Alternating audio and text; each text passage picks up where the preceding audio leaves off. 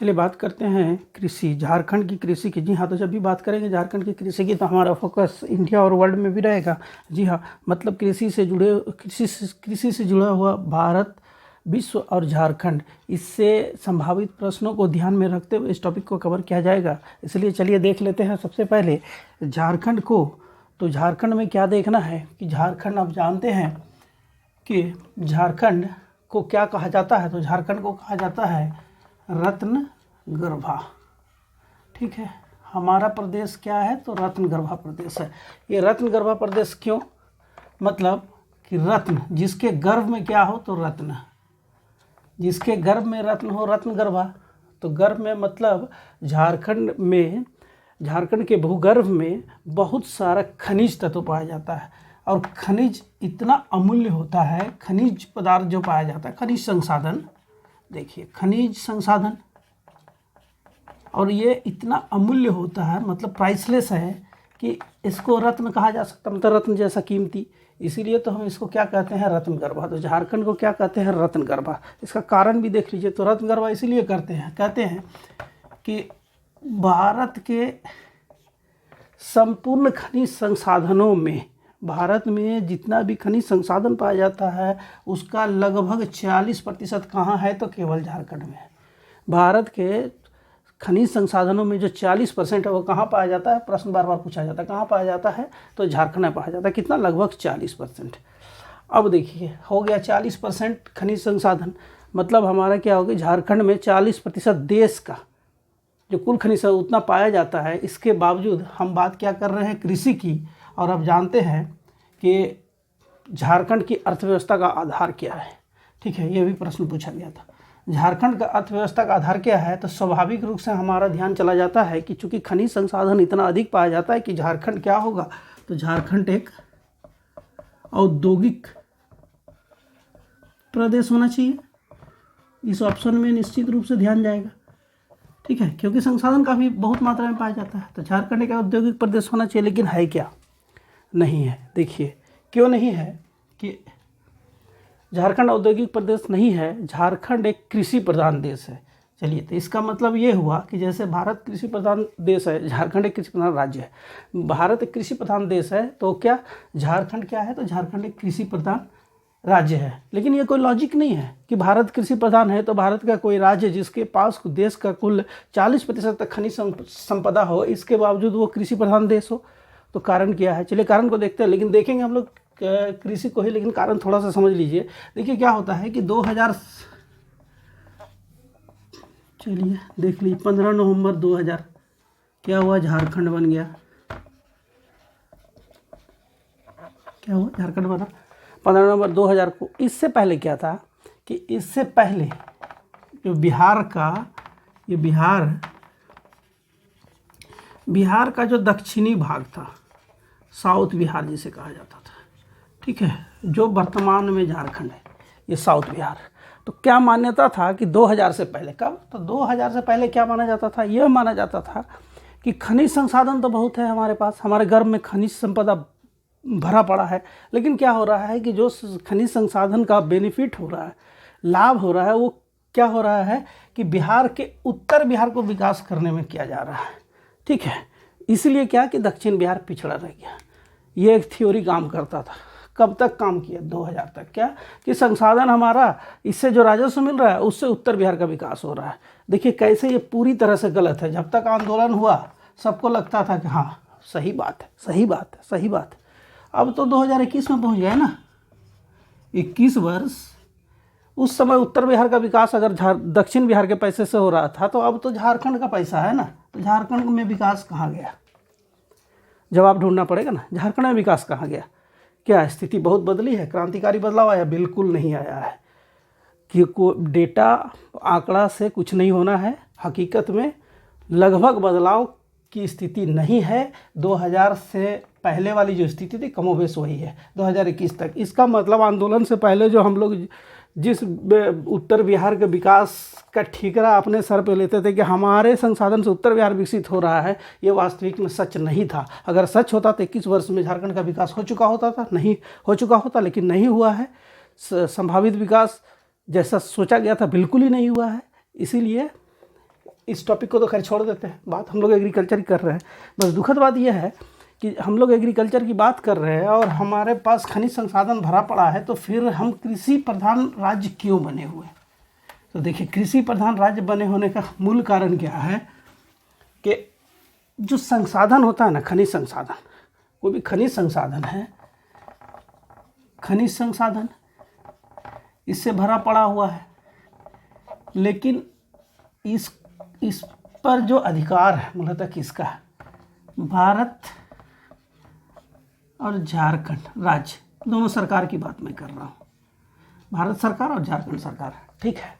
अब सरकार हमारे लिए योजना बना रही है, ये भी बना रही है, ये भी बना रही है, किस लिए? विकास के लिए, ठीक है।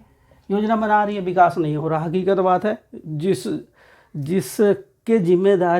जिसकी जिम्मेदारी थी योजना बनाना, पंचवर्षीय योजना, 5 वर्ष फोकस करके योजना बना, पंचवर्षीय योजना, पूरा भारत का काया पलट, पंचवर्षीय योजना ही टेटेफिस हो गया, मतलब अंत में उसको बंद करना पड़ गया। मतलब स्कीम का जो थ्योरी था ना इंडिया का विकास का, फिर झारखंड विकास का, तो अभी पूरी तरह स्कीम थ्योरी है, किसी काम का नहीं है, ठीक है। चलिए अब आगे बढ़ते हैं। तो हम लोग क्या हुआ, खनिज संसाधन भरा पड़ा हुआ है, ये सीधे सीधे क्या होगा कि सरकार के अंदर में है, पर सीधे सीधे प्रत्यक्ष रूप से सरकार के पास है। अप्रत्यक्ष रूप से कुछ लोगों को इसमें क्या हो गया कि कुछ लोगों को काम मिल रहा है, तो कुछ लोगों के काम मिलने से हमारी अर्थव्यवस्था उस कुछ लोगों के आधार पर नहीं ना हो सकती है, क्योंकि हमारे यहाँ अधिकतर लोग क्या कर रहे हैं, तो कृषि कार्य कर रहे हैं, ठीक है। क्या कर रहे हैं? कृषि कार्य, कृषिगत कार्य, फार्मिंग।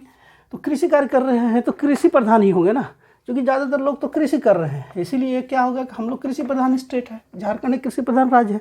खनिज संसाधन भरा पड़ा हुआ है, लेकिन उससे साधारण नागरिक को लाभ नहीं है, ठीक है। इसीलिए क्या है कि हम लोग कृषि प्रधान है। अब देखिए, खनिज संसाधन होने से और सामान्य नागरिक को कितना नुकसान हो रहा है, देखिए, ठीक है। अब खनिज संसाधन है, चलिए कोई भी 2 एग्जाम्पल ले लीजिए।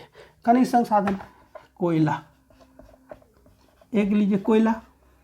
अब जान रही, कोयला खदान से निकला, कोयला को प्रोसेसिंग करके यहाँ से बाहर जब तक भेजा जाता है, इस प्रक्रिया के दौरान केवल हमारे खदान से कोयला ही नहीं निकल रहा है, उस कोयला को धोना और ट्रांसपोर्टेशन के कारण क्या हो रहा है कि इससे जो वायुमंडल प्रदूषित हो रहा है, तो उस एरिया का जो लैंड है, कृषि योग्य भूमि, ठीक है, ये कृषि योग्य भूमि में क्या हो रहा है कि कोयला का डस्ट के कारण ये भूमि का ऊपरी परत जो मिट्टी है, मृदा, उसी में कृषि होती है, वो बहुत तेज़ी से नष्ट हो रहा है। तो ये तो देखिए क्या हुआ कि कोयला का अगर हमारे यहाँ बहुत उत्पादन हो रहा है, तो इसका फ़ायदा क्या हो रहा है? फ़ायदा क्या मैंने कहा था, ये दोनों बेनिफिशियरी, लेकिन नुकसान किसको हो रहा है? देखिए, कृषि कार्य करने वाला अधिकतर लोगों के साथ क्या हो रहा है, उसकी भूमि के ऊपर कोयला का डस्ट वगैरह जमने से क्या होगा कि कृषि एग्रीकल्चर लैंड की फर्टिलिटी ख़त्म हो रही है, ठीक है। तो ये तो खनिज संसाधन का नुकसान हुआ। नुकसान किसको हुआ? आम लोगों को जो कृषि कार्य में इन्वॉल्व है, ठीक है। चलिए एक छोटा सा ले लीजिए, मकान बनता है जिसमें स्टोन चिप्स का जरूरत पड़ता है, अधात्विक खनिज, स्टोन चिप्स में क्या है कि स्टोन चिप्स को जब क्रश किया जाता है तो उससे जो डस्ट उड़ता है ना, वो डस्ट बहुत ही तेज़ी से मिट्टी के ऊपरी परत को बर्बाद करता है। ये मिट्टी अगर है, मृदा है, इसकी ऊपरी परत को बर्बाद करता है। ये बहुत, और संपूर्ण झारखंड की ये समस्या है। तो ये क्या, ये भी मृदा को नुकसान कर रही है। एक मामूली सा बात है, ये अधात्विक खनिज पत्थर को टुकड़ा किया जा रहा था, ये स्थिति है। कोयला के साथ ये है, तो फिर जो बॉक्साइट हो गया या फिर लौह अयस्क हो गया, ऐसे महत्वपूर्ण खनिज वाले जो क्षेत्र है, ठीक है, उसके कारण क्या हो रहा होगा, हमारी कृषि की जो भूमि है उसको कितना नुकसान हो रहा होगा, समझ रहे हैं। तो चलिए, अब तो ये हो गई कि वास्तविकता क्या है। कृषि प्रधान होने के बाद हमारी दुविधा ये है कि हमारे पास क्या हो रहा है कि मृदा की कमी हो रही है, देख रहे हैं, इंडस्ट्रियल बेल्ट के कारण। अब आप ये भी जानते हैं ना कि ये हमारा जो भौगोलिक संरचना है झारखंड का, उसमें क्या है, सर्वाधिक पहाड़ी क्षेत्र, ठीक है, सर्वाधिक पहाड़ी क्षेत्र है। अब पहाड़ी क्षेत्र में क्या होगा कि मिट्टी, जो कृषि योग्य मिट्टी मिलेगी वो कहाँ मिलेगी, तो जो प्लेन्स होगा, मैदान, मतलब पहाड़ों के बीच जो मैदान होगा, इसका मतलब है कि कृषि योग्य भूमि की कमी तो स्वाभाविक है, हमारे पास है ही। ऊपर से जो भूमि कृषि योग्य है उस पर अगर खनिज संसाधन के कारण जो खनन वगैरह हो रहा है उसकी मार पड़ रही है, तो भूमि सिकुड़ता जा रहा है। भूमि का क्षेत्रफल अगर ये होना चाहिए तो वो बर्बाद होकर कम होता जा रहा है, और इसी में तो सबकी निर्भरता हो रही है ना, इसी भूमि में सबकी निर्भरता हो रही है। कृषि कार्य कर रहे हैं लोग, कृषि में दबाव भी बढ़ रहा है, ठीक है, कृषि में दबाव भी बढ़ रहा है और भूमि भी कम हो रही है, तो स्वाभाविक रूप से झारखंड में कृषि की स्थिति अच्छी नहीं होगी। ठीक है, लेकिन हम क्या है, हम कृषि प्रधान राज्य हैं। चलिए देख लेते हैं झारखंड में कृषि का जो क्षेत्रीय विभाजन होता है उसका सबसे पहले क्या करना है। तो सबसे पहले जो विभाजन करेंगे वो मृदा की उर्वरता के आधार पर, मृदा की उर्वरता। झारखंड में कृषि क्षेत्र का विभाजन मृदा की उर्वरता के आधार पर क्या होगा, अब जानते हैं टांड और दोन। टांड क्या हो गया, उच्च भूमि, और दोन हो गई निचली भूमि या निचली भूमि। ठीक है, अब क्या हुआ देखिए, इसमें क्या है कि मृदा की उर्वरता के आधार पर हम लोग एग्रीकल्चर की बात कर रहे हैं, तो इसमें टांड और दोन, सीधी सी बात है, जो उच्च भूमि है इसमें उत्पादन कम होगा और दोन जो है इसमें उत्पादन अधिक होगा। तो सवाल नंबर 1 कि किस भूमि में ज़्यादा उर्वरता होती है, तो दोन में ज़्यादा। और कौन भूमि कम उपजाऊ होता है, टांड ज़्यादा। उच्च भूमि किसको बोला जाता है, टांड को। निम्न भूमि किसको बोला जाता है, दोन को। चलिए इसका और एक क्लासिफिकेशन होता है, इसको 3 भागों में बांटा जाता है। देखिए टांड थर्ड, टांड सेकंड और टांड 1।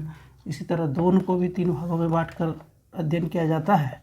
चलिए दोन थर्ड, दोन सेकंड और दोन फर्स्ट। इसमें एक्चुअली है क्या, इसमें देखना यह ज़रूरी है कि कौन सा उपजाऊ होता है, कौन कितना ज़्यादा उपजाऊ है। तो चलिए सबसे पहले टांड की बात कर ले, तो सबसे ज़्यादा उपजाऊ टांड में टांड 1, फिर टांड 2, मतलब सबसे कम उपजाऊ कौन सा हो गया, तो टांड 3। ठीक है, और फिर दोन में अगर देखें तो सबसे ज़्यादा उपजाऊ कौन सा हो गया, दोन 1, उससे कम दोन 2 और उससे कम दोन 3। तो इसका मतलब क्या हुआ कि अगर उर्वरता की दृष्टिकोण से बात करें तो सबसे ज़्यादा उपजाऊ होता है दोन और कम उपजाऊ होता है टांड। अगर दोन में फिर देखें तो दोन 1 सबसे ज़्यादा, दोन कम उससे कम, और टांड में देखें तो टांड 1 में कुछ उत्पादन होता है लेकिन सबसे कम उत्पादन टांड 3 में होता है। झारखंड में कृषि प्रदेशों का वितरण, तो चलिए देख लेते हैं सबसे पहले कि जो कृषि प्रदेश का वितरण होगा तो वितरण का आधार क्या होगा। तो आप जानते हैं कि एग्रीकल्चर के लिए जो आधार क्या होगा, तो आधार नंबर 1 क्या होगा, तो नंबर 1 तो मिट्टी होगी, है ना, मृदा। मृदा जो है सबसे पहले तो इसी के आधार पर हमने एक मृदा की उर्वरता के आधार पर दोन और टांड का वितरण देखा था, लेकिन क्योंकि प्रादेशिक वितरण अभी हम लोग देखेंगे तो सबसे पहले तो मोस्ट इम्पॉर्टेंट होगा मृदा। और आप लोगों को तो याद होगा, जी हाँ, क्योंकि झारखंड की मृदा की तो पढ़ाई हो गई है ना। चलिए बहुत ही तेज़ी से रिवाइज कर लेते हैं हम लोग, नहीं कि कहाँ कौन सी मृदा पाई जाती थी, अब आपको याद ही होगा, लेकिन चलिए बहुत तेज़ी से रिवाइज कर लेते हैं। तो ये झारखंड की, तो हम लोग बात करेंगे क्या, तो झारखंड में पाई जाने वाली मृदा को। तो आप जानते हैं कि ICAR का क्लासिफिकेशन में जो मेन क्लासिफिकेशन है उसमें 8 तरह की मृदा की बात हुई थी कि भारत में 8 तरह की मृदा पाए जाते हैं, लेकिन झारखंड की अगर बात करें तो झारखंड में कितने तरह की पाई जाती है, तो 5 तरह की पाई जाती है। जानते हैं आप, 5 तरह की पाई जाती है। तो ये ICAR का जो क्लासिफिकेशन था, ये मृदा का डिटेल्स में सारा कुछ हम लोग डिस्कस कर चुके हैं, लेकिन चूँकि अभी मृदा एग्रीकल्चर में मृदा का रोल को देखते हुए जान लेना जरूरी है। क्योंकि अगर मृदा को मैप में देख लेंगे तो फिर हमको समझ में भी आएगा कि एग्रीकल्चर के पॉइंट ऑफ व्यू से किस बेल्ट में कौन सा क्रॉप्स होता होगा, बेसिकली एग्रीकल्चर बेल्ट का हिस्सा होगा, इससे पता चल जाएगा। तो चलिए बहुत ही तेज़ी से हम लोग देख लेते हैं। तो हम लोग जानते हैं कि जो हम लोग जो देखे थे 5 में, उसमें सबसे जो कम था ये था ना जलोढ़, याद होगा आप लोगों को, जलोढ़ मृदा कहाँ, तो ये गंगा और उसके आसपास के क्षेत्र की बात कर रहे हैं हम। फिर अब जानते हैं राजमहल की पठारी, जी हाँ, राजमहल की जो पठारी क्षेत्र थी, ये तो जान ही रहे हैं क्या, काली मिट्टी,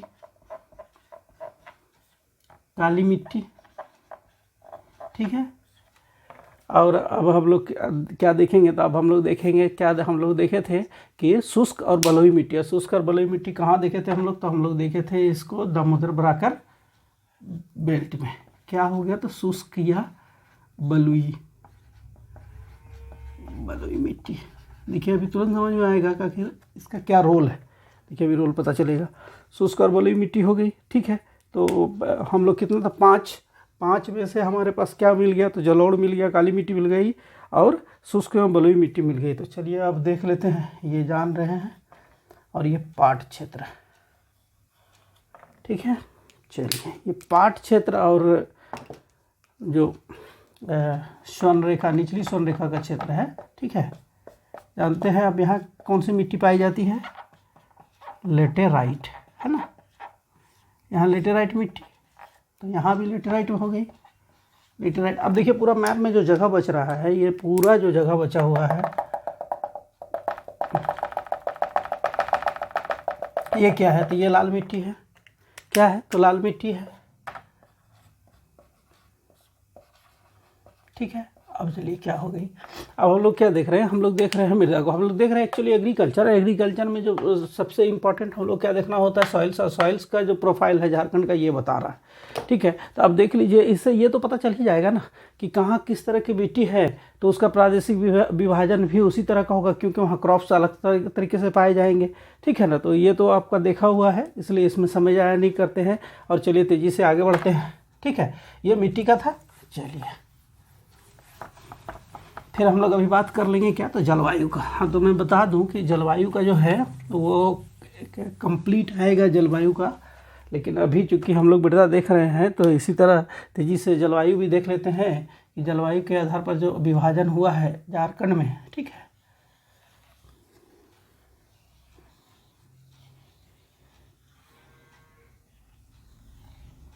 ठीक है, चलिए तो जलवायु के अनुसार विभाजन को थोड़ा देख लेते हैं। इसलिए हम लोग देख रहे हैं क्योंकि जब एग्रीकल्चर को क्लासीफाई करेंगे रीजन वाइज, तो सबसे पहला पॉइंट हमारा क्या हो गया, मृदा, जिसको हम लोगों ने देखा, और दूसरा हम लोग क्या देख रहे हैं, जलवायु। और जलवायु में हम लोग को क्या क्या देखना होगा, तो टेम्परेचर के अनुसार होगा, हाँ, ह्यूमिडिटी, आर्द्रता के आधार पर होगी, ठीक है। इसके बाद रेनफॉल, वर्षा, हाँ। चलिए तो जलवायु का देख रहे हैं, ठीक है। तो जलवायु के अनुसार तो इसका आएगा डिटेल्स बाद में, लेकिन अभी चलिए तेज़ी से देख लेते हैं हम लोग कि क्या इसको कितना झारखंड में जो जलवायु के अनुसार इसको छः क्लासिफिकेशन 6 टाइप से किया जाता है। कितना, तो 6 टाइप से। चलिए अभी तुरंत देख लेते हैं हम लोग ये 6 टाइप कौन सा है। तो सबसे पहले हम लोग बात कर लेंगे किसकी, तो संथाल परगना क्षेत्र, ठीक है। चलिए ये हो गई संथाल परगना क्षेत्र, ठीक है। हम लोग बात कर रहे हैं जलवायु का, कृषि के अंदर जलवायु डिटेल्स में आएगा, ठीक है। तो ये क्या हो गई कि संथाल परगना क्षेत्र, ठीक है। अब हमारे पास क्या क्या ऑप्शन बच गया और कैसे देखेंगे तो आसानी से जलवायु को समझेंगे। तो चलिए इसको देख लेते हैं हम लोग सस्ता से। तो एक तो इसको हम लोग आसानी से क्लासीफाई करते हैं क्या, पाट क्षेत्र करते हैं ना। तो पाट क्षेत्र हो गया, संथाल परगना क्षेत्र हो गया। अब हम लोगों को क्या करना है कि 2 क्षेत्र और अगर निकाल देंगे ना, तो मैप में समझ में आने लगेगा कि बात किसकी हो रही है। तो सबसे पहले उत्तर या उत्तर पश्चिमी क्षेत्र और दक्षिण या दक्षिण पश्चिमी क्षेत्र, क्या ये 2 ये जलवायु के लिए जो जलवायु सामान्य पाया जाता है उसकी बात हम लोग कर रहे हैं, ठीक है। तो ये क्या हो गया, उत्तर या उत्तर पश्चिमी क्षेत्र, पश्चिमी क्षेत्र, ठीक है। पश्चिमी क्षेत्र, उत्तर या उत्तर पश्चिमी क्षेत्र। और ये हो गया दक्षिण या दक्षिण पश्चिमी क्षेत्र, पश्चिमी क्षेत्र। चलिए ठीक है। और अब क्या है, देखिए जो समुद्र तट से नज़दीकी वाला जो क्षेत्र है हमारा, समुद्र तट से सबसे नज़दीकी वाला क्षेत्र कौन सा है, तो पूर्वी सिंहभूम है। तो एक हटा देते सीधे सीधे पूर्वी सिंहभूम को, ये क्या हो गया, तो पूर्वी सिंहभूम क्षेत्र, ठीक है। ये पूर्वी सिंहभूम क्षेत्र हो गया। अब जो बचा हुआ क्षेत्र है, देखिए कितना कितना हो गया, 1 2 3 4 और 5। जो बचा हुआ क्षेत्र हो गया, इसको हम लोग क्या बोलते हैं, इसको बोलते हैं रांची हजारीबाग पठार क्षेत्र। इसको बोलते हैं रांची हजारीबाग पठार क्षेत्र, हजारीबाग पठारी क्षेत्र। अब देखिए ये जो क्लासिफिकेशन है आपको डिटेल्स में आएगा 6 काइंड का। ये है किसका है, तो ये जलवायु के आधार पे, जलवायु के आधार पे। तो जलवायु के आधार में कैसे बांटा गया है, तो temperature, humidity, rainfall most important बात हो गई। तो चूंकि एग्रीकल्चर की बात कर रहे हैं हम लोग, तो एग्रीकल्चर में जितना इम्पोर्टेंट सॉइल प्रोफाइल का रोल है उतना ही इम्पोर्टेंट क्लाइमेट का भी है।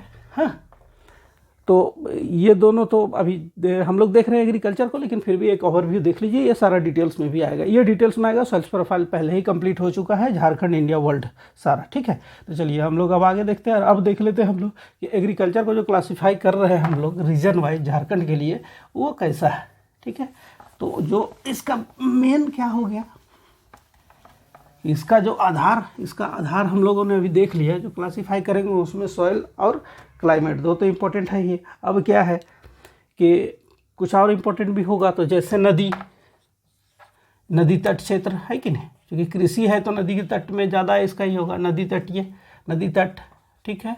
इसको भी हम लोगों ने देख लिया है, झारखंड, इंडिया, वर्ल्ड सारा, ठीक है, डिटेल्स में इन डेप्थ, इसलिए इसमें कोई डाउट नहीं है। अब क्या है कि फसल, किस तरह का फसल होता है, फसलों की प्रकृति के आधार पर रीजन को बांटा जाता है, फसलों की प्रकृति। अब कहाँ कौन सी फसल की अधिकता है, अब कहीं चावल की अधिकता है तो कहीं गेहूं की, तो कहीं दलहन फसल की, तो कहीं मूंगफली, कहीं बीन्स, कहीं सब्जी, ऐसा ही होता है ना।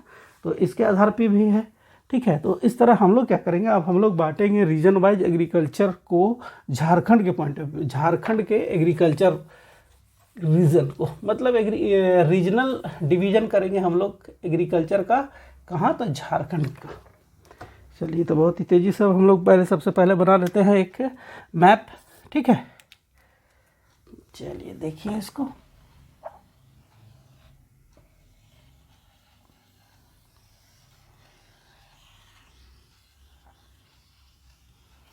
ठीक है। हम लोग बात करेंगे एग्रीकल्चरल डिवीज़न ऑफ झारखंड। क्या बात करेंगे हम लोग, एग्रीकल्चरल डिवीज़न ऑफ झारखंड। तो अब कहाँ कैसा क्या है, इसको जानने के लिए हम लोगों ने क्या देखा, सॉइल प्रोफाइल से भी पता चलता है कि कहाँ जलोढ़ मिट्टी, तो कहाँ लाल मिट्टी या काली मिट्टी, लेटराइट मिट्टी प्राप्त हो रही है, बलुई या शुष्क। या फिर हम लोगों ने जब जलवायु का जो वितरण देखा, इसमें पता चल रहा है कि कौन सा क्षेत्र कैसा है और वो क्यों है, क्योंकि वो जो वहाँ की आर्द्रता या वर्षा, ठीक है, या फिर टेम्परेचर कैसा रहता है, इस आधार पे।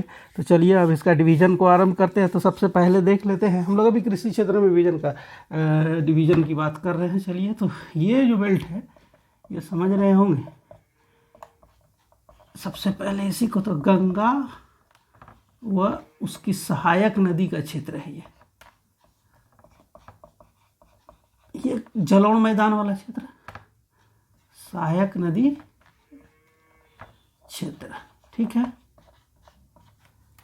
ये हम लोग कहाँ डिवाइड कर रहे हैं, agricultural regional division of agriculture in Jharkhand. चलिए, तो इसमें क्या देख रहे हैं, क्षेत्रीय विभाजन है कृषि का झारखंड में। तो सबसे पहले हम लोगों ने देखा गंगा या उसकी सहायक नदी का क्षेत्र, ठीक है। चलिए, अब इससे समझ ही गए होंगे ये कौन सी क्षेत्र की बात हो रही है।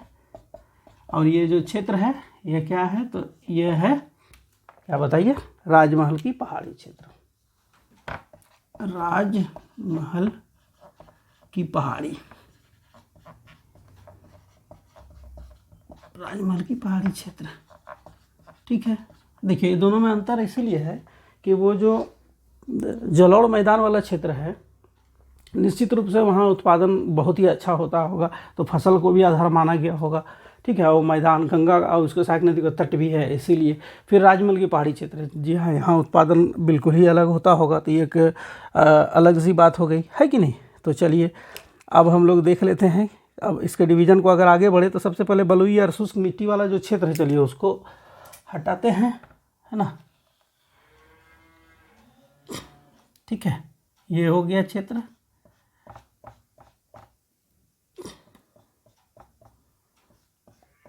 ये जो क्षेत्र है, ठीक है, समझ गए हैं, ये दामोदर बराकर के बीच का क्षेत्र है, बलुई या शुष्क मिट्टी वाला क्षेत्र है ना। इसीलिए इसको हम लोग लिख भी देते हैं, क्या लिख देते हैं, तो दामोदर बराकर क्षेत्र। चलिए, दामोदर घाटी निगम हो चुका है ना, बराकर, भारत का पहला बहुउद्देशीय नदी घाटी परियोजना दामोदर, ठीक है, वो हो चुका है। चलिए, तो ये हो गया दामोदर बराकर क्षेत्र, ठीक है। अब जो डिवीज़न देखना है, तो हम लोग चलिए अब आगे बढ़ते हैं। तो अब देख लेते हैं कि जो निचली स्वर्ण रेखा है, ये जिसमें कि मोस्टली पूर्वी सिंहभूम और थोड़ा सा सरायकेला खरसावां का भी क्षेत्र है, ठीक है। और इस क्षेत्र को डिवीजन में बोला गया है निचली स्वर्ण रेखा क्षेत्र। निचली स्वर्ण रेखा, निचली स्वर्ण रेखा क्यों? इसीलिए कि स्वर्ण रेखा जहाँ से निकलती है, मतलब रांची से, तो वो फिर जैसे सरायकेला खरसावां में इन करती है, इसके बाद उसकी प्रकृति में बदलाव आता है। वहाँ क्या होता है कि वहाँ मैदानी क्षेत्र इसको मिलना आरंभ होता है, और मेनली जो स्वर्ण रेखा प्रोजेक्ट आरंभ हुआ उसके कारण आप जानते हैं कि लाखों हेक्टेयर भूमि सिंचित हुआ है, मतलब सिंचाई की क्षमता में वृद्धि हुई है, इसलिए ये क्षेत्र डेवलप हुआ है। और यहाँ का जो उत्पाद है, फसलों का उत्पाद है, उसके कारण इसको अलग से कैटेगराइज किया जाने लगा है अब, ठीक है। चलिए अब एक और क्षेत्र इधर देख लेते हैं, और ये जो क्षेत्र है समझ गए, ये है चाईबासा क्षेत्र। ये चाईबासा क्षेत्र एग्रीकल्चरल पॉइंट ऑफ व्यू से इसलिए अलग किया गया है कि आप जानते हैं इसी क्षेत्र में सालवन, एशिया का सबसे घना सालवन सारंडा इसी क्षेत्र में पाया जाता है, और ये सबसे ज़्यादा रेनफॉल भी रिसीव करता है झारखंड में। तो यहाँ जो एग्रीकल्चरल पॉइंट ऑफ व्यू से अगर देखें तो इसका नेचर ही अलग हो जाता है, क्योंकि सबसे ज़्यादा बारिश रिसीव करती है, घना जंगल का क्षेत्र है, तो यहाँ बहुत ज़्यादा कृषि की संभावना नहीं है। लेकिन कृषि के साथ साथ जो होता है कि मोस्ट पॉपुलर क्या है कि पशुपालन। ये पशुपालन जो है ना सबसे ज़्यादा इसी चाईबासा क्षेत्र में होता है, ठीक है। अभी डिटेल्स में देख लेंगे कौन सा क्षेत्र में क्या होता है, उसको देखते हुए फिर हम लोग आगे बढ़ रहे हैं। तो चलिए अब इसको थोड़ा सा क्लासिफाइड कर दें। ये हो गया आपका उत्तरी कोयल क्षेत्र, उत्तरी कोयल क्षेत्र, ठीक है। मैप से आप देख रहे हैं तो ध्यान में आ भी रहेगा। अब आप डिस्ट्रिक्ट भी समझना आरंभ कर दिए होंगे आप लोग कि ये कौन सा डिस्ट्रिक्ट में कौन सा क्षेत्र आ रहा है, ठीक है। ये हो गया हजारीबाग का पठारी क्षेत्र,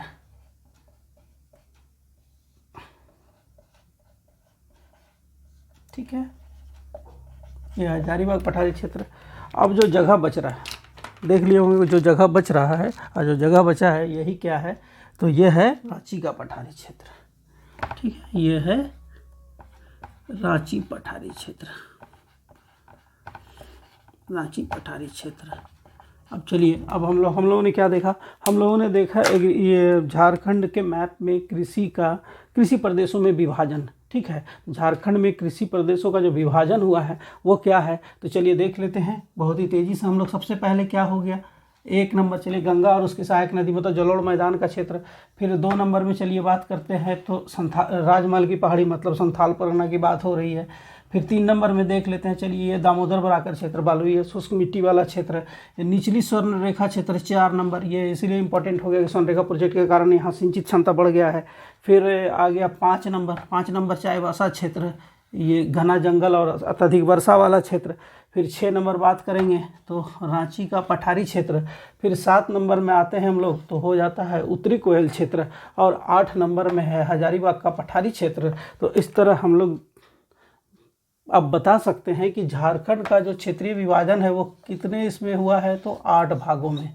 झारखंड के कृषि के क्षेत्रीय विभाजन को 8 भागों में बांटकर अध्ययन किया जाता है, ठीक है। मैप से बिल्कुल ही क्लियर है, समझ में आ रहा है। तो चलिए अब क्यों ना तेज़ी से देख लिया जाए कि कहाँ कौन सा फसल उत्पादित होता है, ठीक है। तो अब जानते हैं कि झारखंड में कृषि की स्थिति तो बहुत अच्छी है नहीं, लेकिन हम कृषि प्रधान राज्य हैं, और इसीलिए अच्छी नहीं है क्योंकि पहाड़ी क्षेत्र ज़्यादा है, और दूसरा जो मार पड़ता है वो है खनन के कारण।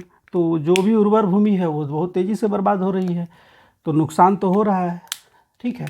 इसलिए उत्पादन भी काफ़ी प्रभावित होता है।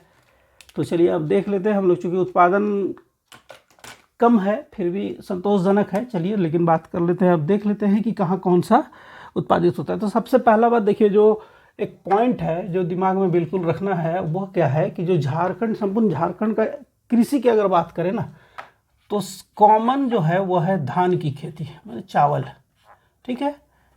धान की खेती कॉमन। अगर इसी को इंडिया के इसमें लेकर चले जाए तो इंडिया में भी पहला कॉमन धान ही होता है। ज़्यादातर क्या तो धान की खेती होती है, लेकिन दूसरा क्या होता है इंडिया वाइड में देखेंगे तो गेहूं की खेती है। लेकिन यहाँ झारखंड में क्या है, झारखंड में गेहूं की खेती काफ़ी कम होती है। ठीक है, झारखंड में गेहूं की खेती काफ़ी कम होती है। कारण भी है कि गेहूं की खेती के लिए जो उर्वरा शक्ति भूमि को होनी चाहिए या फिर वर्षा, ये तापमान, उसकी समस्या है। ठीक है, चलिए तो हम लोग अभी देख रहे हैं इसको। तो चलिए अब हम लोग क्या देखना, देखिए पहली बात क्या हो गई कि झारखंड का सबसे ज़्यादा जो खेती होता है क्षेत्रफल में क्या, तो धान, दूसरा मक्का। ये दूसरा वाला क्वेश्चन 3-4 बार आ चुका है कि वहाँ कन्फ्यूजन के लिए, चूँकि अगर कॉन्सेप्ट नहीं है तो वो कहाँ ज़्यादातर किस में तो जाएगा, तो वो गेहूं में जाएगा या फिर चला जाएगा दलहन में। लेकिन नहीं, झारखंड में जो दूसरा सबसे ज़्यादा कृषि क्षेत्र में जो कृषि होती है वह मक्का की। ठीक है, और नंबर 1 धान की। तो चलिए अब आगे बढ़ते हैं और बहुत ही तेज़ी से देख लेते हैं। तो सबसे पहले बात कर लेते हैं हम लोग किसकी, तो हम लोग बात करते हैं गंगा और उसकी सहायक नदी की। तो गंगा और उसकी सहायक नदी में जो है यहाँ धान की खेती भी होती है और गेहूं की खेती भी होती है। तो झारखंड में सर्वाधिक गेहूं की अगर खेती कहीं होती है तो गंगा और उसकी सहायक नदी के क्षेत्र में ही होती है। ठीक है, एक और इम्पोर्टेंट बात मैं बता दूँ कि यहाँ गंगा और उसकी सहायक नदी के क्षेत्र में धान की खेती भी वर्ष में 2 बार होती है। ठीक है, गर्मा धान, तो धान की खेती 2 बार और गेहूँ की खेती भी होती है। ठीक है, साथ ही दलहन और तिलहन की खेती होती ही है। ठीक है, तो ये जो बेल्ट हो गया, यहाँ गेहूं और चावल दोनों, धान गेहूं दलहन।